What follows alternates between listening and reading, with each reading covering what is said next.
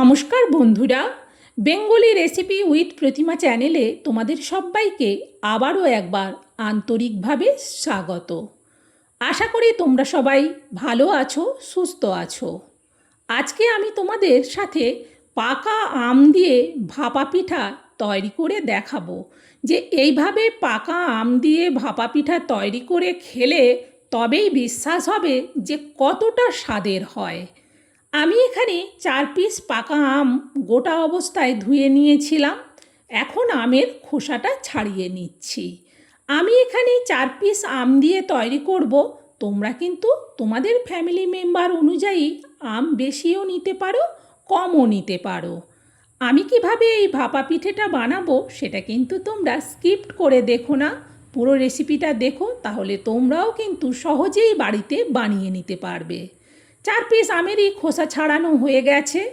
এখন এই আম থেকে আঁটিটা আমি আলাদা করে নেব। আমি এখানে ছুরির সাহায্যে কেটে নিচ্ছি। তোমাদের যদি বঁটিতে সুবিধা হয় তাহলে তোমরা বঁটিতে কেটে নিও। সব আঁটিগুলো আলাদা করা হয়ে গেছে। এখন এটা দিয়ে দিচ্ছি মিক্সার জারের মধ্যে। এতে কোনো চিনি দেবো না, জল দেবো না, এমনি এটা পেস্ট করে নেব। দেখো পেস্ট করে নিয়ে চলে এলাম। এবার এই আমের পেস্টটা আমি একটা বড় বাটির মধ্যে বের করে নেব। পুরোটা বের করার পর মিক্সার জারে অল্প একটুখানি জল দিয়ে ধুয়ে নিলাম। এখন এতে দিয়ে দেবো 200 গ্রাম সুজি। আগে এই সুজিটাকে ভালো করে মিশিয়ে নেব।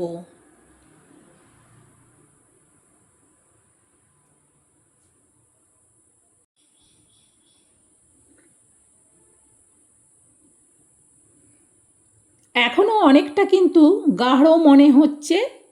এইভাবে ভালো করে মেশানোর পর দিয়ে দিচ্ছি এতে পরিমাণ মতো লবণ আর দেব অল্প একটু বেকিং সোডা। আবারও লবণ আর সোডাটাকে ভালো করে মিশিয়ে নেওয়ার আগে দিয়ে দিলাম মিক্সার জার ধুয়ে একটুখানি জল। তবে এটা কিন্তু গাঢ়ত্বটা দেখতে হবে। তোমরা একটু দেখো যে আমি কিভাবে বানাচ্ছি। খুব বেশি পাতলা হয়ে গেলে কিন্তু রেসিপিটা ভালো হবে না, আবার খুব বেশি ঘন হলেও কিন্তু ভালো হবে না। একটু কালার হওয়ার জন্যে জাস্ট 1 চিমটের মতো ফুড কালার দিলাম। তবে তোমরা কিন্তু চাইলে কালার দিতেও পারো, নাও দিতে পারো। তবে ফুড কালারটা দিলে দেখতে একটু বেশি সুন্দর হয়। দেখো কালারটা কতটা সুন্দর হয়ে গেছে। এবার এটা ঢেকে রেখে দেবো। এটা একটু রেস্টে থাকবে। ততক্ষণ এতে দেওয়ার জন্যে আমি নারকেলের পুর তৈরি করে নেব। আগের থেকেই আমি 2টো গোটা নারকেল কুড়ে রেখেছিলাম।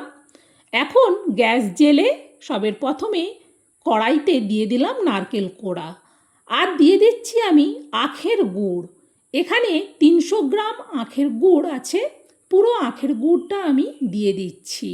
এই সময় তো খেজুর গুড় পাওয়া যায় না, সেই জন্য আখের গুড় দিয়ে পুরটা বানাচ্ছি। এবার ভালো করে খুন্তি দিয়ে আখের গুড় আর নারকেল কোড়াটাকে একসঙ্গে মেশাতে থাকবো। গ্যাসটাকে বাড়িয়ে রেখেছি, কারণ এটা মেশাতে মেশাতে গুড়টা যখন গলতে শুরু করবে তখন কিন্তু অনেকটাই জল জল ভাব মনে হবে।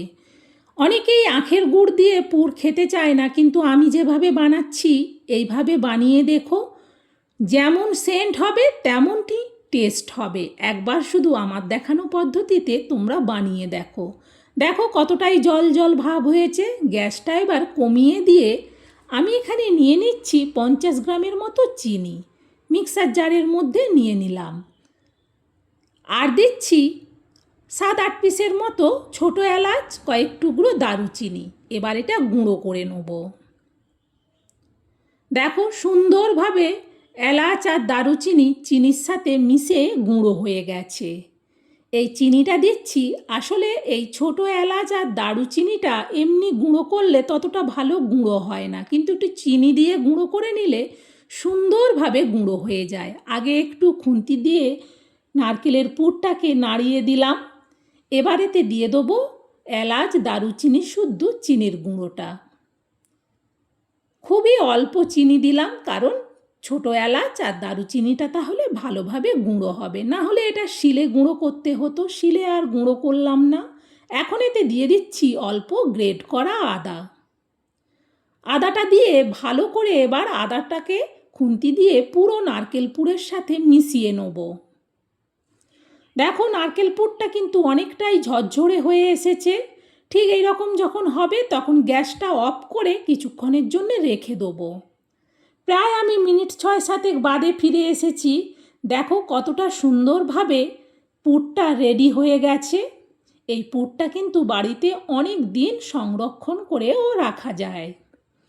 এবার এই পুরটাকে একটা অন্য বাটির মধ্যে আমি তুলে নিচ্ছি। আর এইভাবে ছোটো এলাচ, দারুচিনি, আদা দিয়ে নারকেলের পুরটা বানালে এটা যে আখের গুড় দিয়ে বানানো কেউ বুঝতেই পারবে না। এদিকে অনেকক্ষণ সুজির ব্যাটারটা ঢেকে রেখেছিলাম। সুন্দরভাবে কিন্তু সুজির ব্যাটারটা বেশ গাঢ় হয়ে গেছে। দিয়ে দিচ্ছি 1/2 চামচেরও কম বেকিং পাউডার। এবার আস্তে করে বেকিং পাউডারটা এই সুজির মধ্যে মিশিয়ে নেব। খুব বেশি সময় লাগবে না, 2 মিনিটের মতো মিশিয়ে নিলাম। এবার এটাকে সাইডে করে দিয়ে পিঠাগুলো বানানোর জন্যে এরকম একই সাইজের আমি বাটি নিচ্ছি। আর এই বাটিতে কিন্তু তেল কিচ্ছু দিতে হবে না, এমনি 1 চামচ করে 4টে বাটিতেই দিয়ে দিলাম। এবার নারকেল পুরটাকেও আমি হাতের সাহায্যে একটু সাইজ করে চাপটা বাতাসার মতো করে নেব। খুব বেশি গোল গোল করে দেবো না, চাপটা চাপটা করে 4টেতেই দিয়ে দিলাম।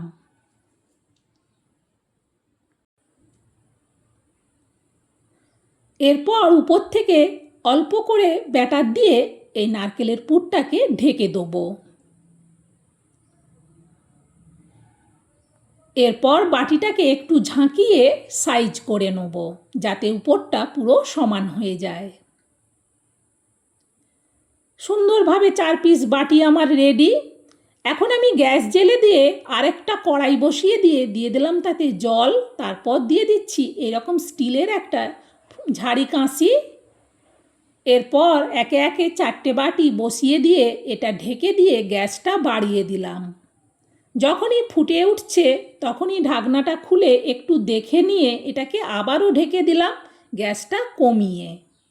আবারও মিনিট 2 বাদে আমি ঢাকনাটা সরাচ্ছি। সুন্দরভাবে পিঠেগুলো হয়ে গেছে। এবার আমি এগুলো নাবিয়ে নেব। বাকিগুলো একই রকমভাবেই করে নেব। এটা এখন বেশ গরম। মিনিট 5 বাদে এগুলোতে এখন যথেষ্ট হাত দেওয়া যাচ্ছে। এবার কিন্তু এগুলো বাটি থেকে ছাড়িয়ে নেওয়া যাবে, কিন্তু গরম অবস্থায় ছাড়াতে গেলে তখন কিন্তু বাটিতে লেগে থাকে বা ভেঙে যাবে। একটু ঠান্ডা করে তারপর এগুলো ছাড়াতে হবে। দেখো কতটা সুন্দরভাবে উঠে গেছে। সত্যি বলছি, পাকা আম দিয়ে এইভাবে পুর ভরা ভাপা পিঠে বানিয়ে দেখো। না বানিয়ে খেলে না এর স্বাদ বলে বোঝানো যাবে না। এটা এতটাই টেস্টি হয়। দুর্দান্ত এই রেসিপিটা সকালে কিংবা বিকেলে একবার শুধু বানিয়ে দেখো। বন্ধুরা, আমার এই পাকা আম দিয়ে পুর ভরা ভাপা পিঠে তৈরিটা তোমাদের কেমন লাগলো সেটা কমেন্টে জানিও। ভালো লাগলে একটা লাইক দিও। আর যারা আজকে প্রথম আমার রেসিপি দেখছো, আমার এই ছোট্ট চ্যানেলটাকে সাপোর্ট করে দিও। বন্ধুরা, আজকের মতো রেসিপি শেষ।